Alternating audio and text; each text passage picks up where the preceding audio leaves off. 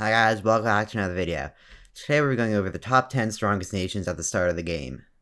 And so what I'm just going to do is I'm just going to start with some random nation. We're going to start as, say, the Seleucid Empire. We're going to hit start, and blah blah blah. And now you can see up here, pop-ups go away, we pause the game. And so we're just going to be going over the 10 most formidable nations. And so here you can see there is a top 10 list, with us being the fourth. And so, before we go over the rankings here, we're going to go over, well, how is this score, like, what is the score derived from? Well, you can see that starting situation divider, meaning that kind of like the strength of the nation, because obviously Mara is very big at the beginning of the game, as well as the total scoring of pop happiness. You can see that that doesn't quite add up, but there's probably a bit of negatives, or maybe it's just giving them a bit of a boost, or maybe a negative boost right there. And so, let's go over Mara. So Mara, why is it strong? Obviously, it's big. You know, if you decided to play as this nation, you'd probably be pretty scared of Mara. You should be, because this nation's probably a subject of it. So essentially, what does Mara have going for them? They occupy pretty much the whole continent, or well, not continent, but like area here, and they have a strong chance of being able to take out all of this land, and they also, at the beginning of the game, do get all of this land from the Seleucid Empire. Unless you decide to go to war with them, in which you will lose. Pretty much guaranteed, because their economy, I believe, is a strong amount better than yours. 23, plus 23. So they have a ridiculously good economy, already starting off with a ton of troops, and so they really have a lot going for them at the beginning of the game. So now let's go over the next one, which is going to be Rome. And this can be kind of surprising, because Rome is, well, not the biggest.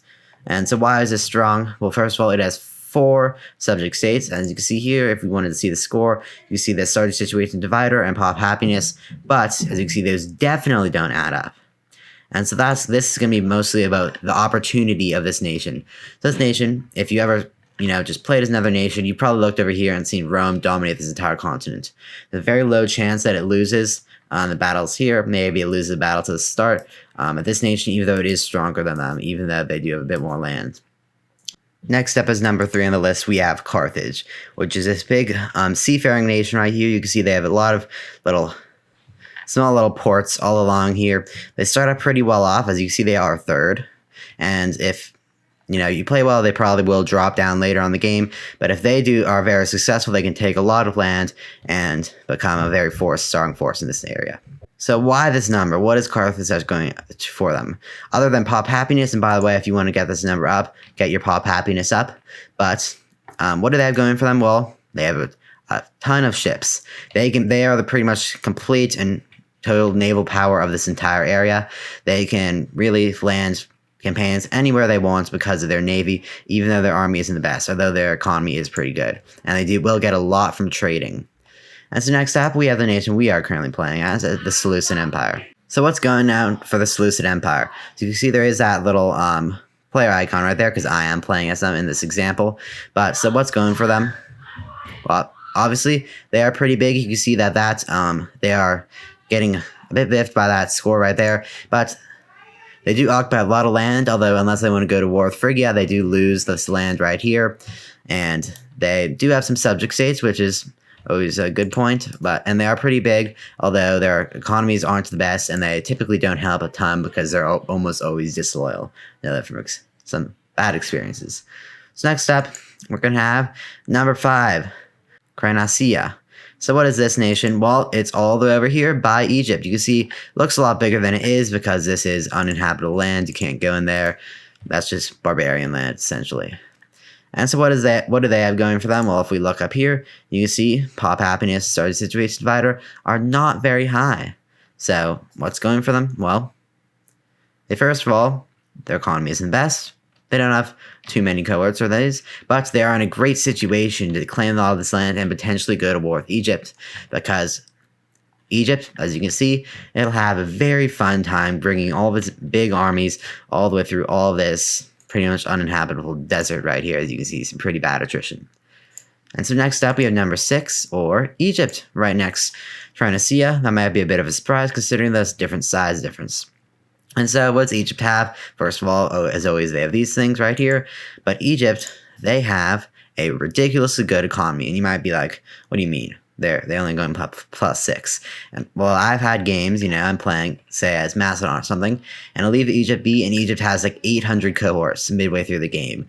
Like, they get a ton of trade, especially at the beginning of the game. If I unpause here, economy will probably skyrocket really high, and then that enables them to get massive armies and massive fleets, which can really allow them to control this area. As well with the size for update, they did add the ability for all ships to go through this area right here, so they can kind of unite those two bodies of water, the main two bodies of water in the game. As the next step, at number 7, we have Macedon. So Macedon, other than those things going for them, they have a score of 702.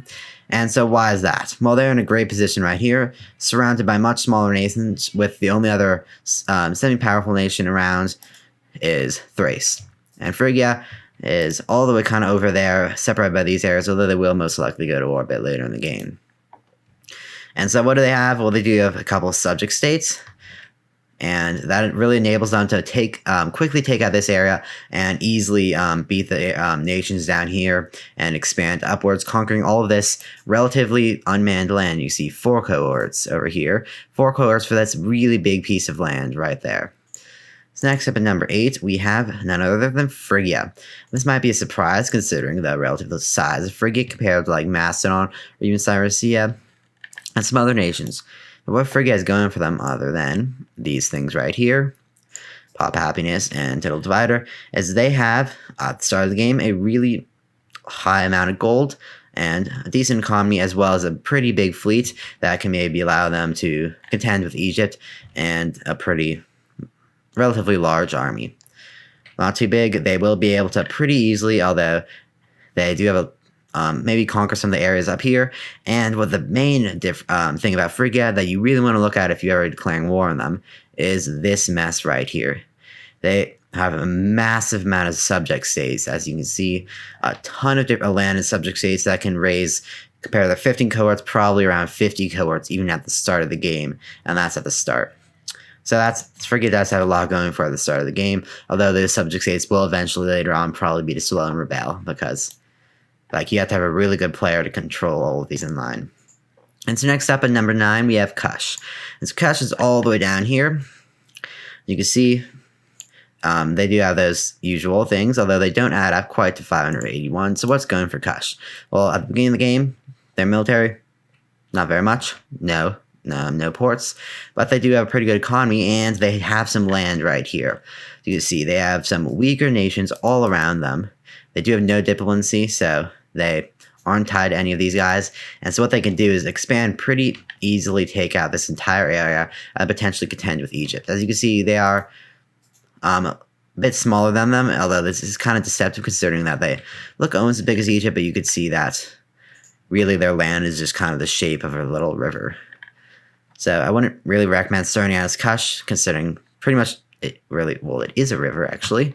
So that's really their land, a river at the start of the game, but then you could pretty easily conquer all this land, and you will have to deal with attrition, although they do have a river, which does help a bit. And so next up, we're going to have number 10, last but not least, well, I mean, kind of least, Anatolia. And Anatolia is right over here, right by Phrygia. Pretty small area. It's a subject state to Phrygia, feudatory Phrygia to be exact.